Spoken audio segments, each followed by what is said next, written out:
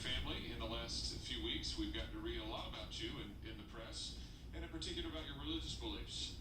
One attack after another in the liberal media, one hit piece after another, many of them echoed by members of this committee, like this one, for instance, Barrett Long active with Insular Christian Group. We've read stories about your Catholic lifestyle, stories about how you raise your children, stories about how you adopted your children, stories about your Catholic doctrinal beliefs, over and over and over, questioning whether you have, I guess, the independence to be a judge, a justice on the United States Supreme Court. And it's not just in the newspapers, it's members of this committee, including the Democratic nominee for Vice President of the United States, who has questioned past nominees who have come before this committee about their membership in Catholic fraternal organizations like the Knights of Columbus. And for those watching at home, that's right, you heard me correctly. Senator Harris and others on this committee have repeatedly questioned judicial nominees' fitness for office because of their membership in the Knights of Columbus. The ranking member, when you were last before this committee, Judge, for your initial confirmation hearings, the ranking member referred to your Catholic convictions as dogma, that's a quote, that lives loudly within you, picking up the very terminology of anti-Catholic bigotry current in this country a century ago. She wasn't alone. Other senators on this committee last time asked you if you were an Orthodox Catholic. One senator said she worried that you would be a Catholic judge if you were confirmed because of your religious beliefs, I guess, as opposed to an American judge, as if you can't be both a devout Catholic and a loyal American citizen. And it's not just you, Judge. Other nominees who have come before this committee for years now have been asked by my Democrat colleagues over and over their views on sin, their views on the afterlife, their views about their membership statements of Catholic organizations, about their membership in other Christian organizations, and on and on and on. And let's be clear about what this is. This is an attempt to broach a new frontier, to set up a new standard. Actually, it's an attempt to bring back an old standard that the Constitution of the United States explicitly forbids. I'm talking about a religious test for office. Article 6 of the Constitution of the United States, before we even get to the Bill of Rights, Article 6 of the Constitution of the United States says clearly, and I quote, "No religious test shall ever be required as a qualification to any office or public trust under the United States." Now, that was big news in 1787 when it was written, and it's worth remembering why. It's because no country, no republic in the history of the world had ever guaranteed to its citizens the right to freedom of conscience and religious liberty. Every other country that had ever existed tied together the religious beliefs that would be approved by the powerful and the right to serve in office, or to vote, or just to be a citizen. In every other country across history, you had to agree with what those in power agreed with in order to hold office or be a citizen in good standing. You had to sign a particular religious confession, or you had to disavow a particular religious group, swear not to follow the Pope, for instance. You had to pledge allegiance to the God of the city or the God of the empire. This was true from 18th century Britain all the way back to ancient Rome. And so when our founders put Article 6 into the Constitution of the United States, they were making a very deliberate choice. They were breaking with all of that past history, and they were saying in America it would be different.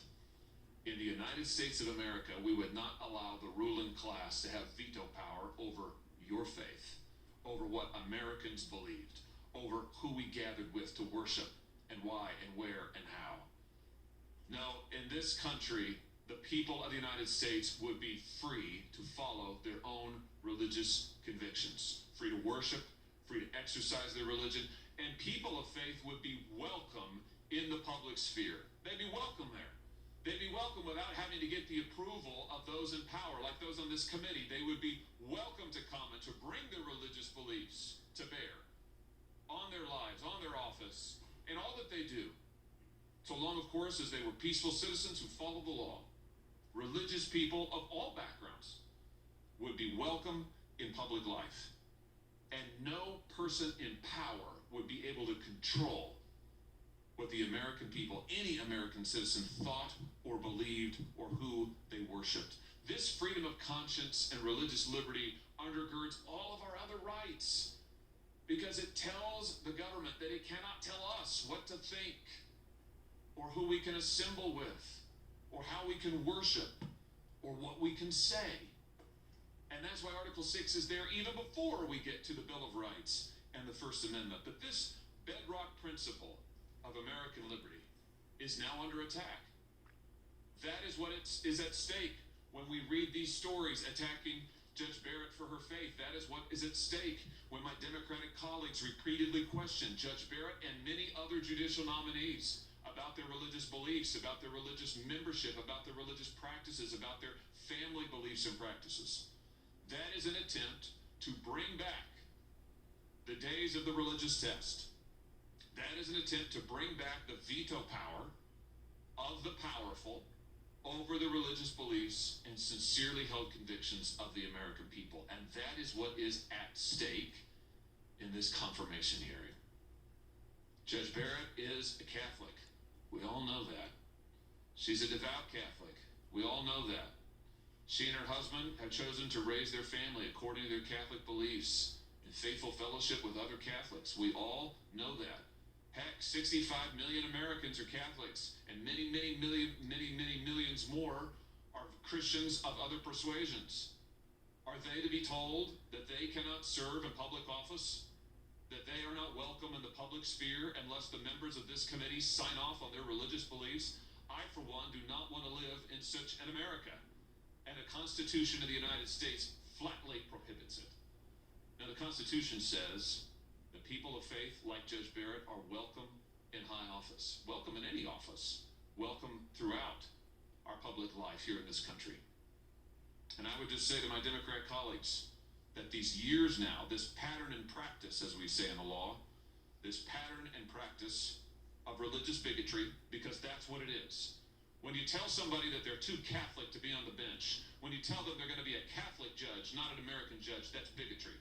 The pattern and practice of bigotry from members of this committee must stop. And I would expect that it be renounced.